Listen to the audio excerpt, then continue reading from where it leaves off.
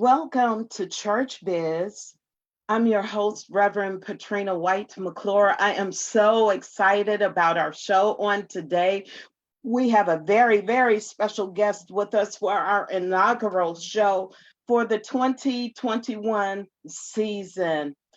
Before we get started with that, don't forget to follow us live at WCEG Network on all social media platforms. We will be so glad that you have become a part of our worldwide community empowerment group.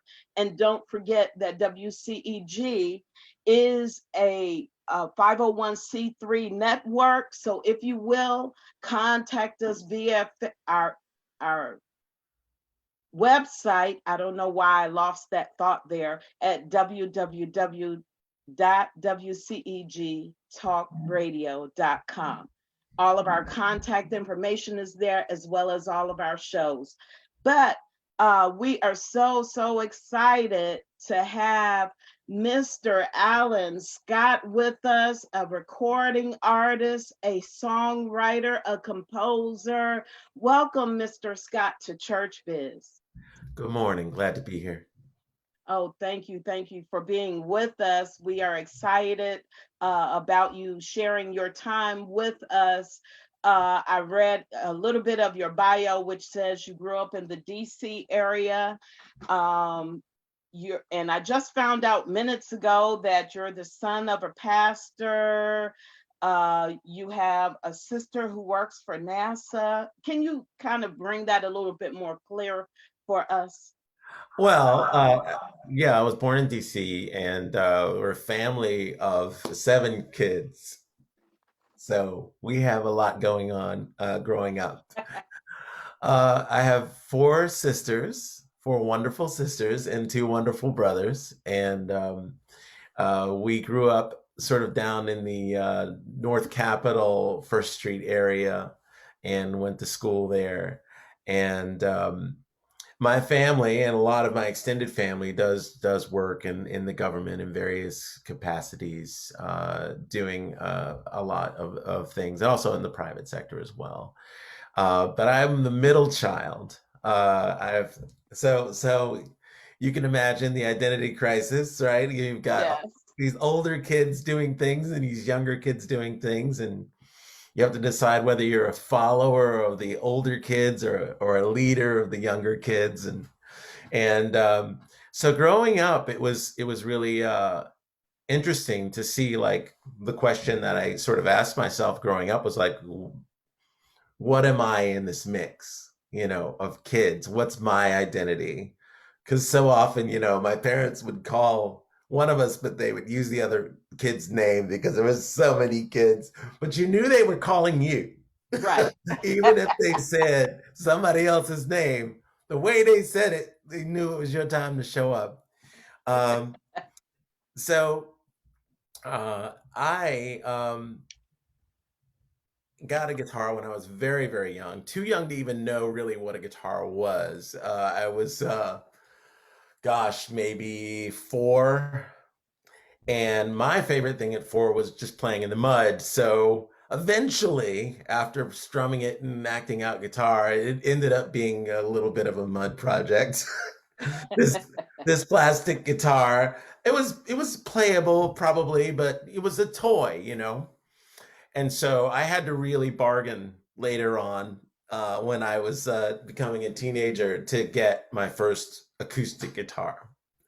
There was an activity in school, and my dad, who was, of course, very mindful of the cost of things, uh, made the sacrifice. And I remember it was $76 for that guitar. So, if I remember that 45 years later, I took care of this one.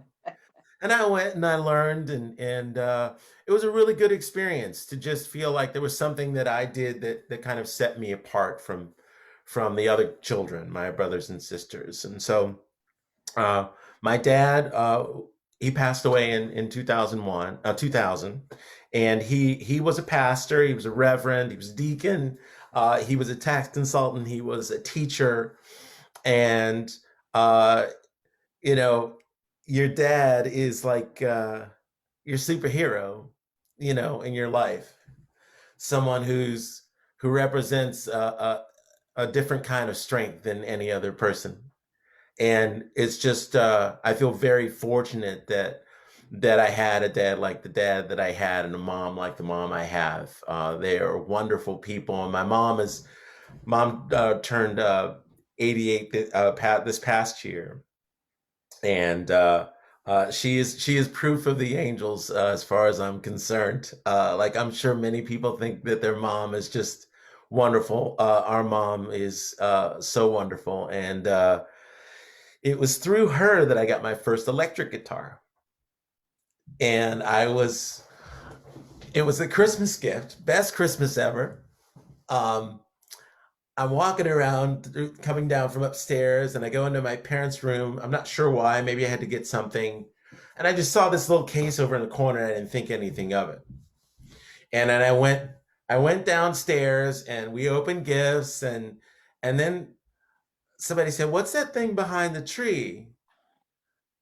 And then they brought it out, and then they said it was for me. And it was this beautiful guitar, electric guitar.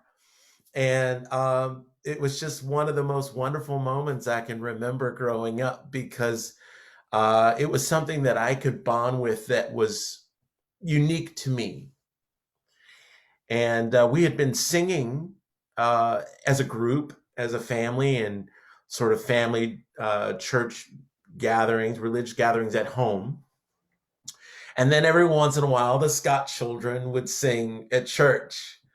And so, and then when I started new school, when I moved to a different area of DC, the Glee Club had already known about my sister, and they thought my sister is a classically trained pianist, and she's a great singer. And so they were grooming me to be a singer, and I enjoyed singing. It was something that I could do. And eventually we did a performance at the DAR Constitution Hall in DC, and I got to have a little solo part there. So that was my first gig, was Constitution Hall. So Wow. kind of hard to beat that going forward. But yeah, my first gig was there, and it was we were singing songs like "If I Can Help Somebody," and uh, songs like, uplifting songs, social songs. So that was sort of my family network, growing up, and my musical beginning. Beautiful, beautiful. And you said so much in there. I love the tributes that you have for your parents. But you mentioned how you got your first guitar from your father, and the second one, your first electric guitar, through your mom. And so many parents miss sewing into their children after they define or recognize their individualness. They recognize your passion for the guitar, and they contributed towards that. What would you say about that? I mean, that spoke volumes. It really did. It was a used guitar. My mom worked at the post office, and there was a gentleman who worked there, who had a guitar that he wasn't using anymore.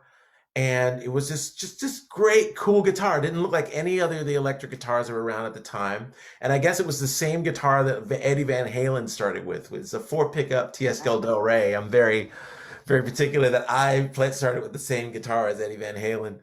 And the thing that was really wonderful about that growing up is that then I started playing in high school and playing with other kids. And then I started playing, obviously practicing at home.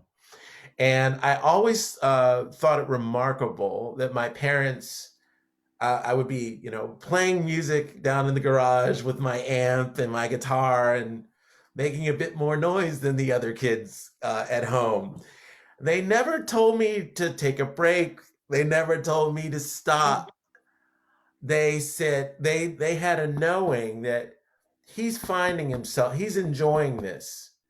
And to me, it was one of those, I think, factors that maybe kept me off the streets in some way, along with my parents' strong example, it gave me somewhere to focus my energy, somewhere to focus my creativity, and to find, discover worlds that I didn't know about producing music, playing music, actually having it come out of your fingers, the discipline, the patience. And all of those things kind of came along with the idea of being a musician, and seeking harmony and understanding when things are dissonant and when things don't come together, and how to persuasively make them come together. So I studied different artists. I studied, I listened to different records. Now, there wasn't just guitar-oriented music. There was a lot of 45s showing up in the house. Oh, yeah. So we had, what was it? Psychedelic Shack by the Temptations. We had the Shy Lights, Coldest Day of My Life. We had Stevie Wonder. We had Jackson 5. We had Marvin Gaye. We had just so much of this music. And it was rock music too. Like my brother brought home Benny and the Jets. Of And like course. when you hear the beginning of Benny and the Jets, when it came out, like that sound is just so cool. It doesn't matter what your previous music experience was. That is awesome. It sounds just great. So Earth, Wind, and Fire. I used to sing along with Dionne Warwick songs my sister bought, and sing into Inner Visions by Stevie Wonder, which I consider to be one of the earlier influences, in my life. So there was a lot of that sort of not just playing guitar, but really listening to music, really participating in it, and really starting to understand it and appreciate it on a deep level. That I think my parents allowed me to do, and allowed me to go out and play with other kids and sleep over, and lessons and things like that. So they paid for lessons for me. And my dad used to pick me up at this place called Alan Massey Studios in Washington, D.C. on Wisconsin Avenue. And Wow. yeah, so I used to go there once a week. And as I got later on in the high school, I started working, serving lunch to the other students at my school, St. Anselm's. I went to a private school, high school, and I used to serve the other kids lunch to make money to pay for my guitar lessons through the last couple years of high school. And again, it's just that discipline. It's like, do you really want this? Yes, I do. I want this. I want this very much. This is something that speaks to me.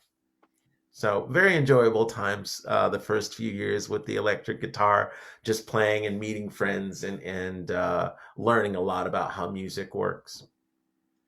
I love your story. You helped me to remember so many things. I grew up in Seat Pleasant, Maryland, Okay. so you were helping me to have some fond memories to come to mind. So all of the Constitution Avenues, Constitution Hall, all of that. Haynes Point. Of course, who didn't go by Rock Creek Park? Yes. All of that. So yeah. But the beautiful thing about the DC area, I believe, or the DMV, they call it now, Yeah. is how every nation of the world is represented in that cluster area as well. They bring all their traditions, their musical influences, all of that. They bring all of that. So I can hear all of that in your music, because I Okay. had Oh, yes. I had a good time listening, and I could understand the message behind your music, because so many writers and composers from that area, they really have a message, Mm-hmm. and it transcends your typical race, or your neighborhood, because all of that is infused in all of the writers' music, regardless as their genre, I found out. Yes. And it makes it more enjoyable. Oh, absolutely. I think that's what's so wonderful about music, at least for me, is that I can find good stuff almost anywhere. I grew up listening to WOL, Oh, yeah. listening to OK 100, and you know, when I heard those stations and when I heard the DJs, it just empowered me that, like, you know, music is a thing, you know, and it's something that, you know, us as Black people we get to contribute to that. We're part of that. So when I heard those voices on the radio, you know, bringing out the next song or playing "Got to Give It Up," you know, Marvin. it became the soundtrack of my summer, and so that was just really wonderful to feel that. But then also, you know, the go-go scene in Washington You D.C. know it. Yeah, I mean, I say this about the Chuck Brown, who Yeah. obviously is a legend. He's one of the few artists that makes me feel like I just got paid. You know, Uh-huh. I hear him on a weekend. I feel like even if I was in between checks, I feel like he just gave me that feeling you get when you just get paid. And Yeah. so I think there was a great environment, a melting pot of things going on. Um, and yes, I digested a lot of different kinds of music. Absolutely. Yeah. Rock music as well. Of course. And I tell people if you want to make it big anywhere, even though Atlanta is now a mecca for especially hip hop and gospel, um, you got to go through DC and be more, Baltimore. You got to go through there if you want to be heard because everyone's there. You know, Mhm.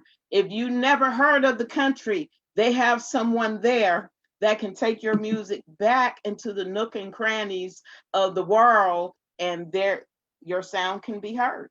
Mhm. And so, if you can survive that, you're off to a good start.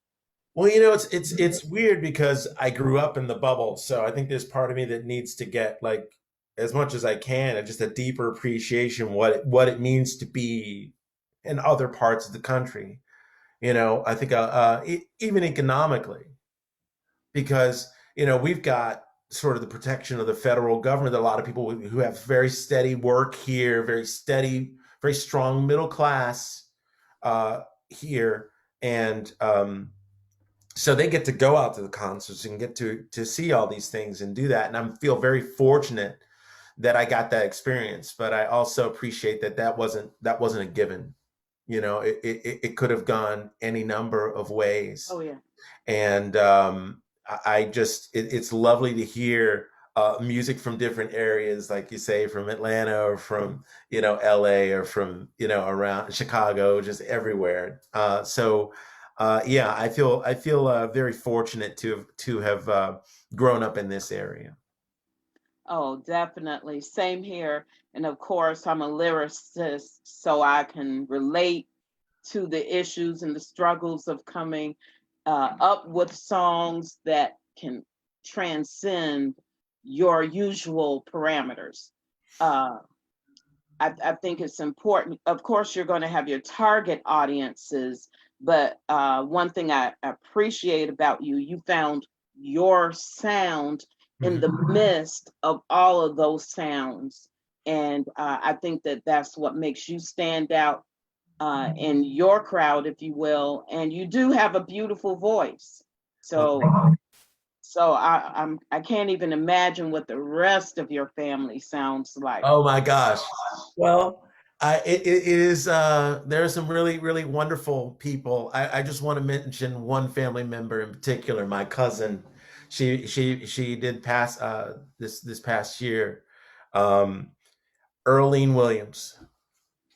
Um, One of the best voices I've Mm, ever heard. One of the most beautiful, wow. soul grabbing voices. I was so moved by it that a few years back I said, I just need to record you. I Uh-huh. I just need to record you singing so that I can have this feeling whenever I want. And so she Wow. accommodated me, and she sang. She's a gospel singer, so she sang a handful of gospel tunes, and we recorded her, and she sounded amazing. And so Earlene was an amazing influence. My aunt Marva, on my father's side, was a music teacher, and in between high school and college, I went with her, went to stay with her for a while to study music and learn a bit more about it. and she was a very accomplished music teacher and keyboard player, pianist. There's definitely that musical background in my family, and some of my nieces, and my nephew's an incredible rapper right now.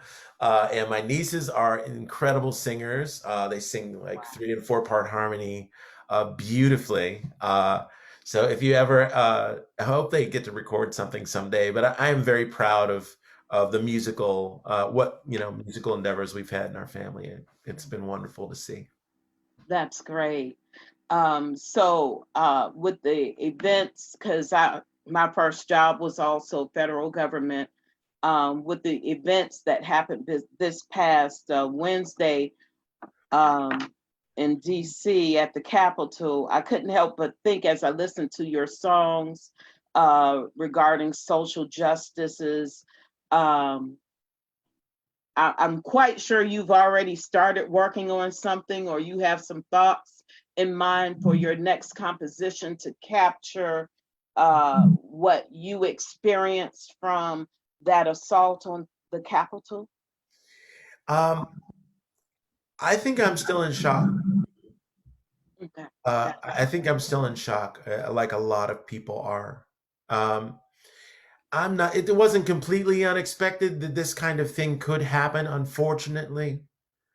But from an artistic standpoint, I think that this is having come as far as I've come, sort of dealing with social issues and social justice. I feel like there's such a blind eye right now that we need to find a way to collectively chip away at. We're not listening to each other. We don't see the same truths. And what I find at least hopeful about music is its ability to allow people to drop their inhibitions and their facades and the things they put in front of them, and maybe be able to approach something that's a little bit more deep and more common between all of us. So music, I think, has the power to allow people to drop their barriers a little bit and celebrate life, which we all have in common, and that we all want to have happiness. But if we just want power, and if we just want the not only power but the ability to abuse it, then we need to have a reckoning about that. We have to be able to stand up to that. We need to be able to speak truth to power. We need to be able to pull on what we have in common on a very deep level. There's a lot of healing that needs to happen. And I think what happened, this past Wednesday is just completely tragic. And so it's hard for me to write about it. I'm still accessing the emotions that it's made me feel. And that reminds me of my first sort of socially conscious song of 2016, when I wrote "You Only See Me When I'm Gone." And it was I wrote that song the evening of the Charleston, South Carolina shootings. And like many people, I was struck to my core at the events that transpired there, the violence that transpired there. And I had what I've heard Kamala Harris call an inflection point. I knew that my relationship to this issue would fundamentally change, and that my previous time as an observer would need to end in some way. And I wrote "You Only See Me When I'm Gone" that night very quickly. And I was very fortunate to be able to record the video of the song. And we were extremely, extremely fortunate and grateful to have Gwen Carr, Eric Garner's mom, participate in the opening of the video. And she speaks about her son and what he was like growing up and what he was like as an adult. And then we go into the song. And I think that for me, kind of pushed it into a different genre than pop music or a commercial attempt. I didn't do this to make money. I did this because there was something in my heart that I wanted to portray, something that I wanted to show. And so I was able to put a good team together.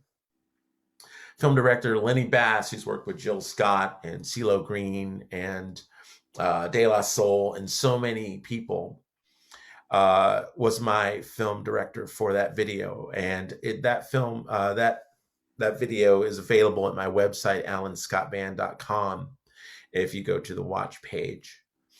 And so,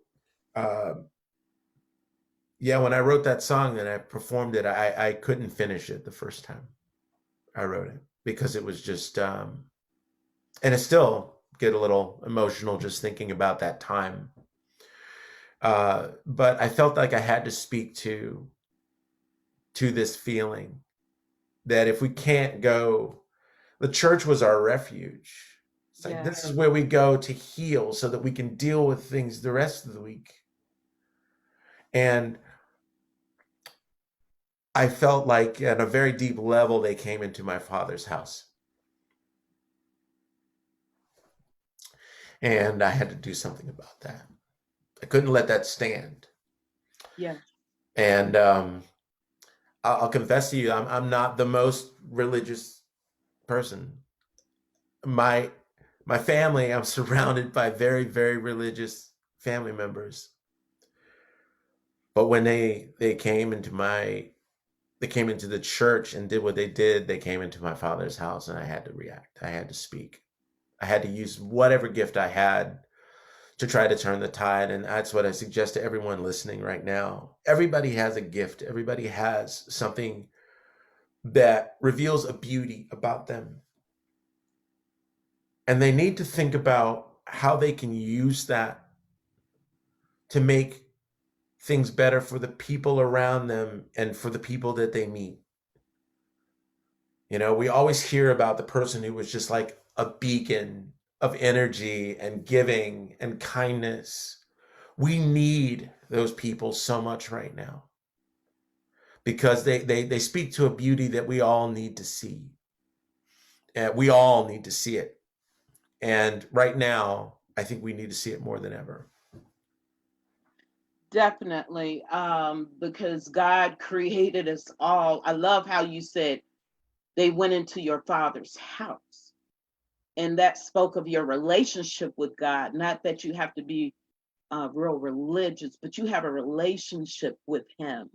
Mm-hmm. And that's what's valuable. And you're able to communicate that in your lyrics, you know. And so I found myself when I went to your website, I'm like, let me do my homework and make sure I know what I'm talking about. And I just kept listening to song after song. And then, of course, some are, you know, for the party scene, you know, mm-hmm. had messages and all of that. And I mean, talking about forgiveness, talking about relationships, on how a man should do his woman. I was like, whoa, that's the modern day. When a man loves a woman, is it what she wants or all she wants? All she wanted. Oh yeah. Okay. Well, yeah. Now that was sort of a Prince influenced kind of rock thing that I did, sort of Chili Peppers. I played all the instruments on that except drums. I played the bass. Wow. I played the keys. I played everything on there and did all the harmonies and everything. That's sort of a fun kind of blues oriented romp in a more of a James Brown theme. But I think that we need to definitely respect women and just what they bring to us, what they bring out of us, and so that we can be more of who we were meant to be. When you fall in love with somebody, you know, they bring out the best of who you are. You feel it come to the front of you. And when you deal with them, that's what you have to give. That's what you want to return as a reciprocity. And I think that that's how we need to view our relationships with women.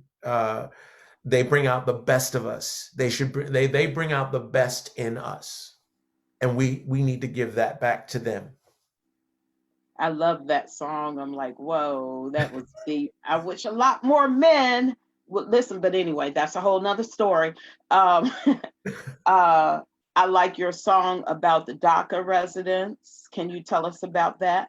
Yes, that's Colors in a Dream, and that was something that title was something that I just attributed to Martin Luther King. I Have a Dream speech, and the idea that I don't know if this is scientifically true, but I think very rarely do we see colors in a dream. But I wanted to call Colors in a Dream to really identify with the melting pot that is America and the world, that we all want peace. We all want to be able to raise our children in a safe world. We want our families to feel vibrant and strong and joyful and together. And so Colors in a Dream was a reaction on two fronts to some issues. One was immigrant issues, and the other was gun control. And I went to Parkland to film the segments of the video, again with Lenny Bass. Went down there and did tremendous work contacting Manuel Oliver, who is the father of Joaquin Oliver, who was killed at Parkland. And he opens the video for Colors in a Dream. And this was going into the 2018 election, when many Parkland students and many high school students around the country were able to vote for the first time to try to see some sort of change in the violence that was happening in schools. And so the overarching idea was that I wanted to prevent the separation of families, either through sending your kid to school on Valentine's Day and not having them come back, to 2 and 3-year-old children sitting in front of a magistrate who doesn't speak their language, telling them, well, you're going to stay in this cage now. And I can't imagine, and I would like everyone to imagine what it would be like to spend ages 2 through 5 with aluminum blankets living in a cage. It can't not affect you. You're not going to just be all right after that. You've lost your parents. And there were people who were asking for asylum where they just tore their papers up. And that's not America. That action is not America. And so the other issue I dealt with in the video was the DACA issue. And I was glad that Obama had extended the DACA bill and the provision, and that it was in danger of disappearing. It was on the ballot. It was part of the consequence of the 2018 congressional elections. And fortunately, so many women took the House out of that election. It was a sea change. We would not be where we are right now had that not occurred. And I felt like I needed to push what I could with whatever message I have, along with many other messages, Stacey Abrams, so many people who really affected on a door-to-door level.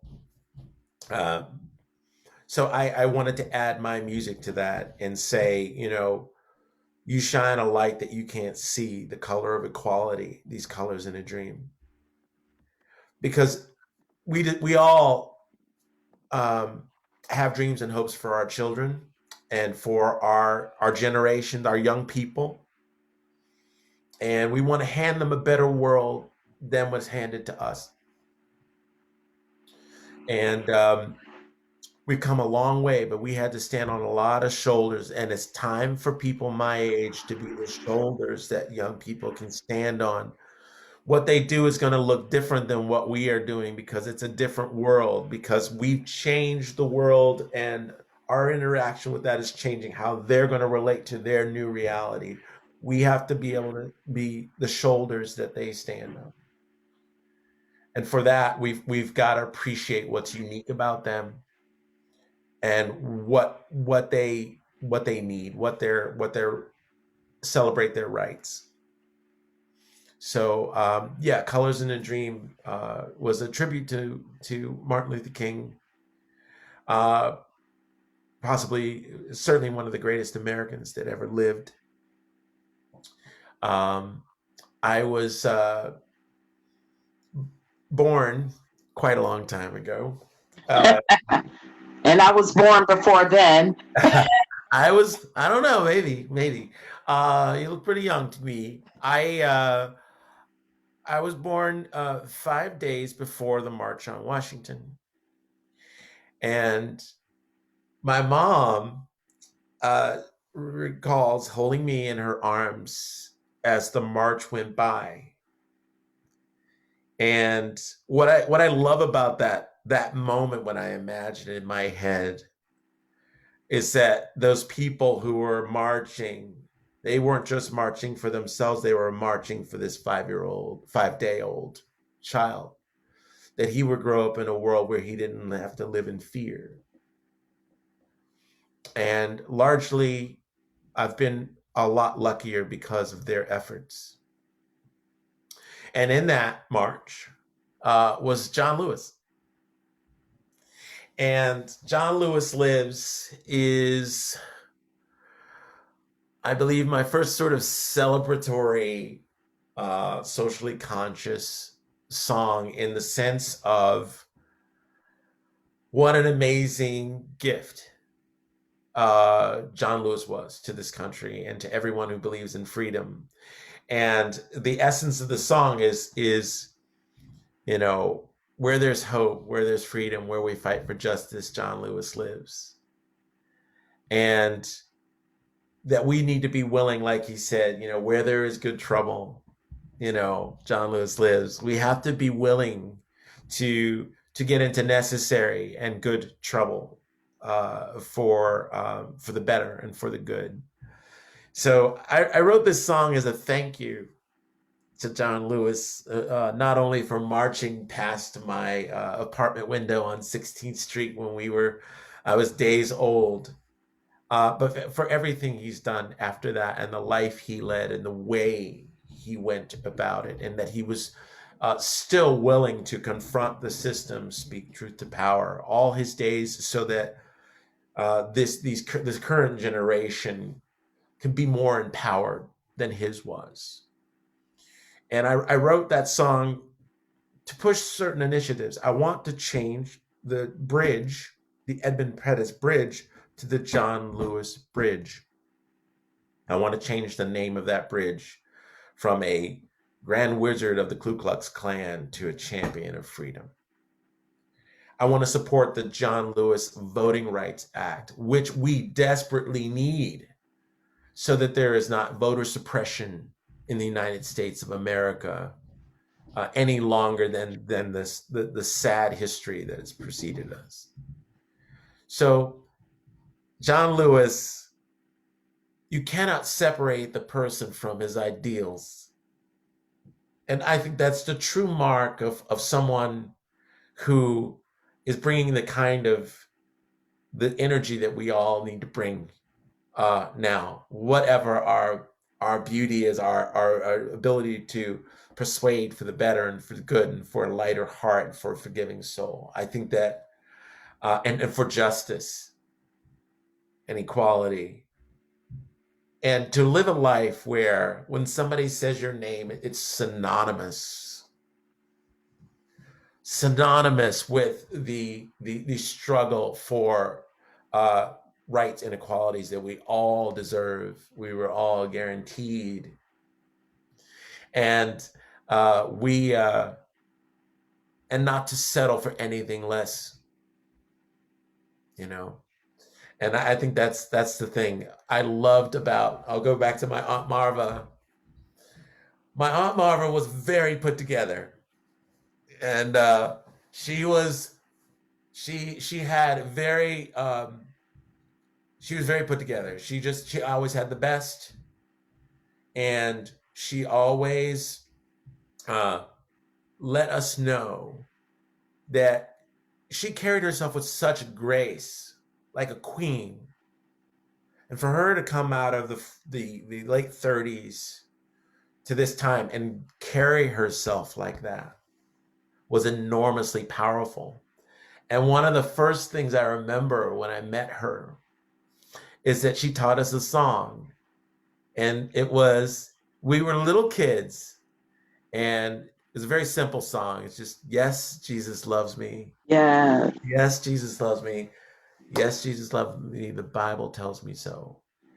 And I think that when the world is telling you that you're less than, she lived in Pittsburgh, and when I would go visit both my parents, my grandparents lived in Pittsburgh, and when we would visit my mom's mother, there was a little pool down the street, and we'd go there, and when we got in, the white kids got out,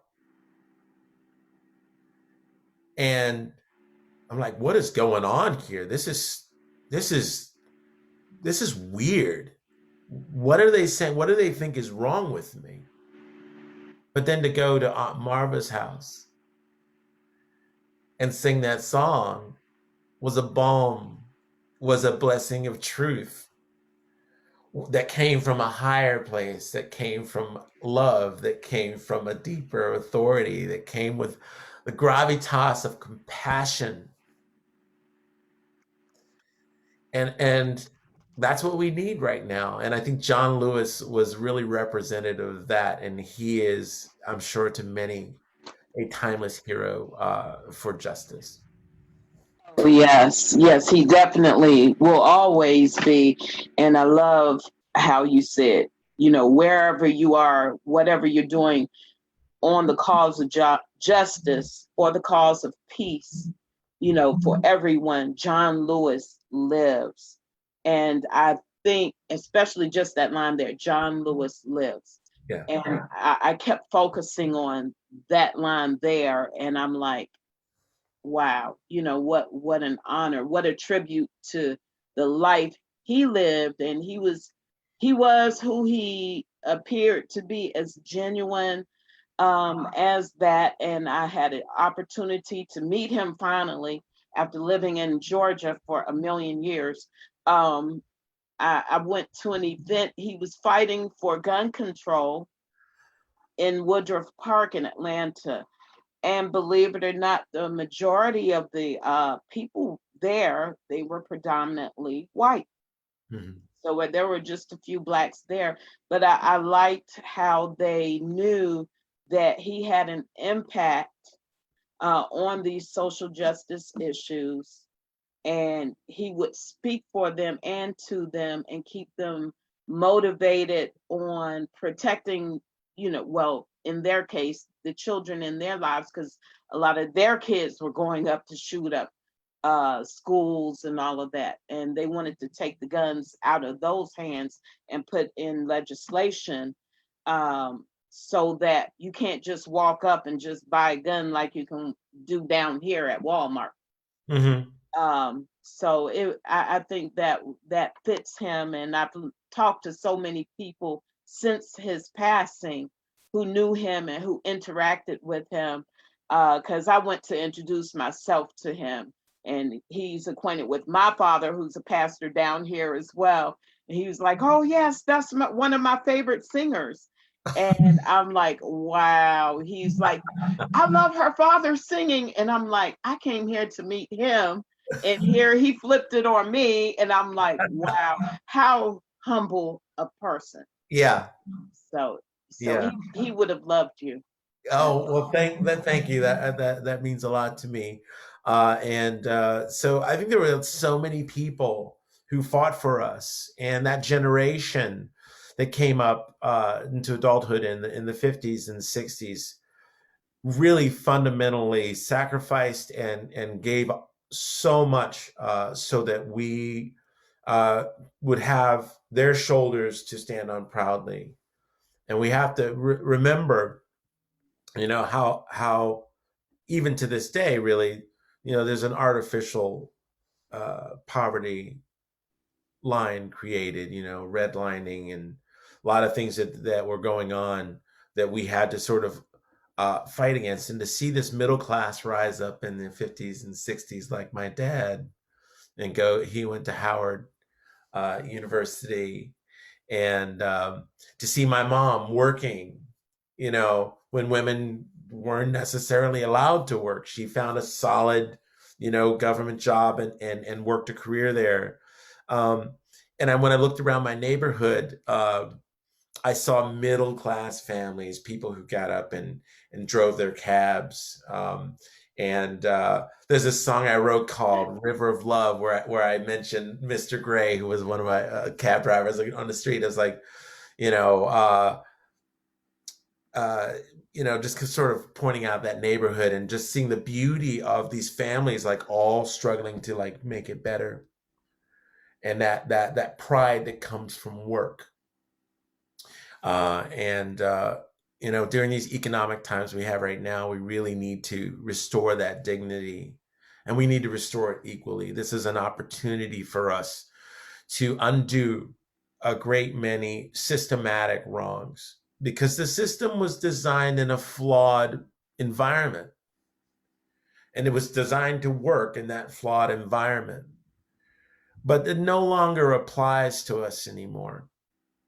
It's not something that we're going to allow to stand. It's something that we are in a position to rewrite now and address all of the systematic issues that held us back. And I love that John Lewis was a beacon and a warrior for that, along with Medgar Evers and C.T. Vivian, so many others who carried themselves with dignity when the world was pushing them down.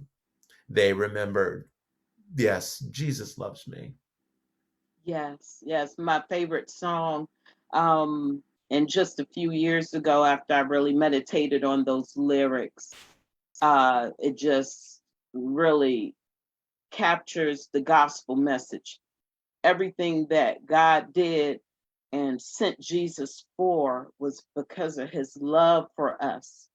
And therefore, we have to take responsibility to remind ourselves of the sacrifice that God made on our behalf because of his love.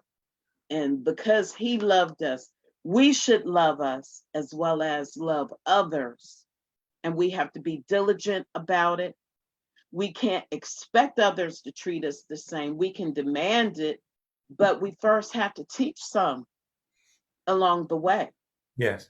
And I applaud you for using the platform that God has given you to pass out that message. It might not look like going to the church house, but God's message is getting out to the masses through the platform that you've been faithful over, and God will reward you for that. Well, thank you. Thank you very much. I appreciate that. Yes. So I'm looking. I like to thank all the listeners for tuning in today, and it's been a pleasure being here. And it was great to be able to talk to you about my life and my music, and great to meet you. This is really, really quite a pleasure. Thank you. And I thank you and your cousin, Reverend Edward Davis. He's a member of our church at Mount Ephraim Baptist Church here in Atlanta, Georgia, where my father is Pastor Dr. R.L. White. So that's how we learned of you. And I'm like, I missed a lot when I grew up in D.C. I don't know where I was in my head. But anyway, it's a pleasure meeting you these many years later after I left there a long time ago. Well, I want to give a big shout out to, we call him Cousin Mickey, Okay. Mickey Davis and Edward Davis.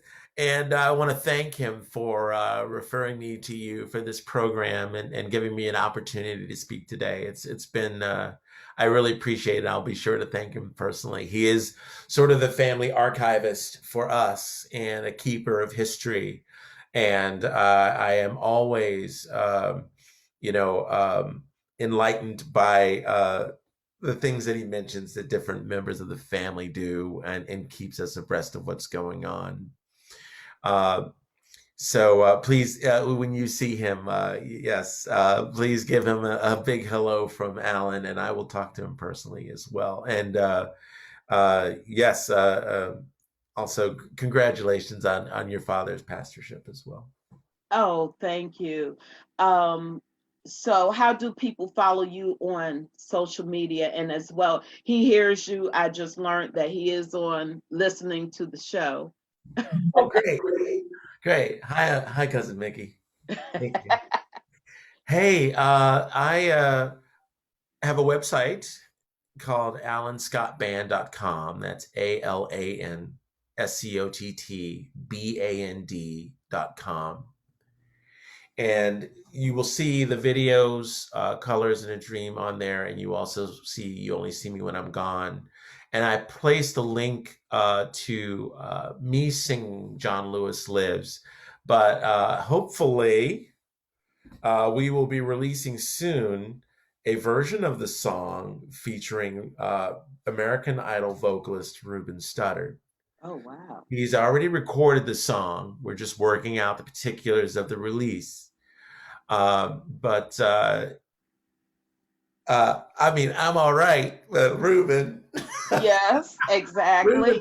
Ruben's gonna open up the box, and so that's the thing about music, is that you can share it. It isn't just about me. And it's lovely to have other artists participate, and I certainly invite other artists to perform the song, sing the song. I invite church choirs to sing the song, please. That would mean the world to me. It would be a great tribute to John. Yes, alanscottband.com is the best way to see me, and there are links to my Facebook page and Instagram there. But my Facebook is Alan Scott Band Official at facebook.com. So yes, and again, ALAN, the simple spelling. All right. Yes. I'm like, is it 1L, 2L? The spellings of the traditional name have gone out the window nowadays. That's right. Mine is simple. ALAN. That's it. We're not messing around. All right. And then also, would you have a special word for those who are seeking to pursue or wanting to pursue a musical career? What's one thing you found in today's musical talent that they do to trip themselves up and could possibly thwart their career in the music industry? Well, I would say that one of the things that's important to do is to be you. And that is something that people are usually doing at a time they're figuring out who they are. And I think that's really good artistic fertile ground.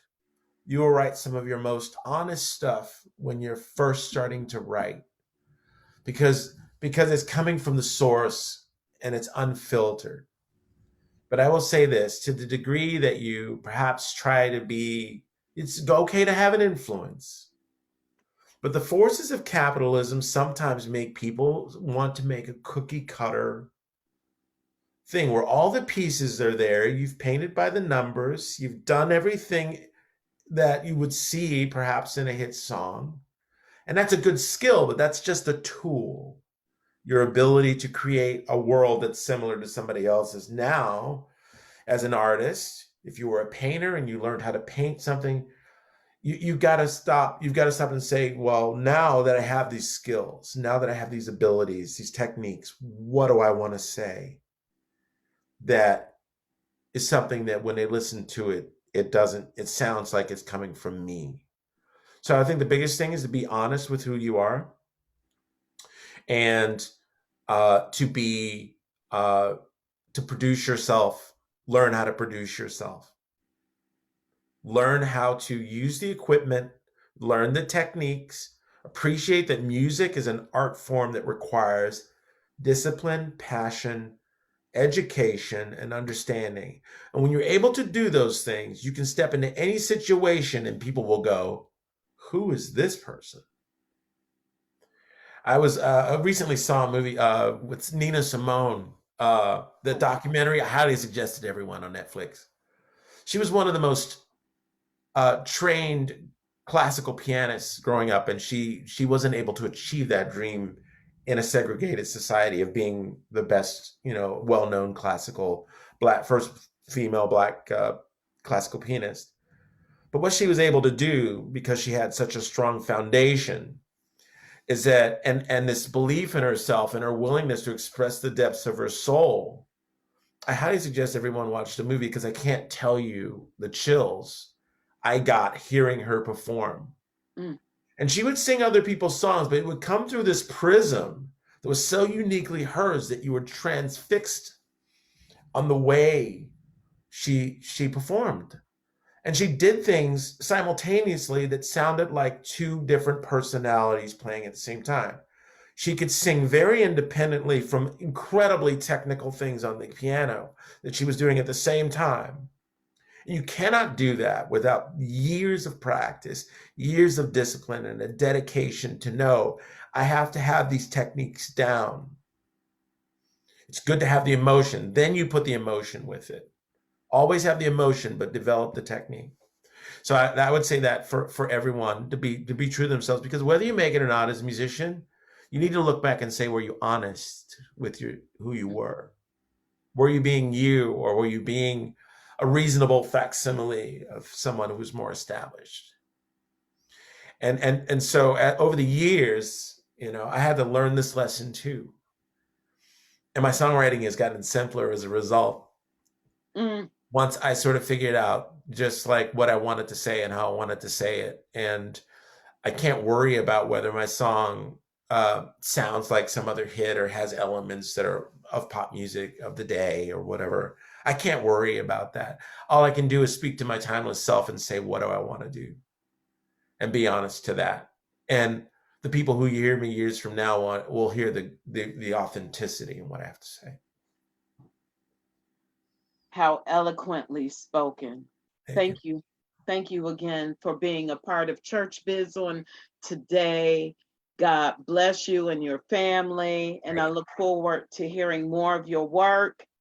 And I want to thank all of our viewers and our listeners for tuning in today on this first airing of Church Biz in 2021. May God bless you all and be blessed. Take care. Thank you.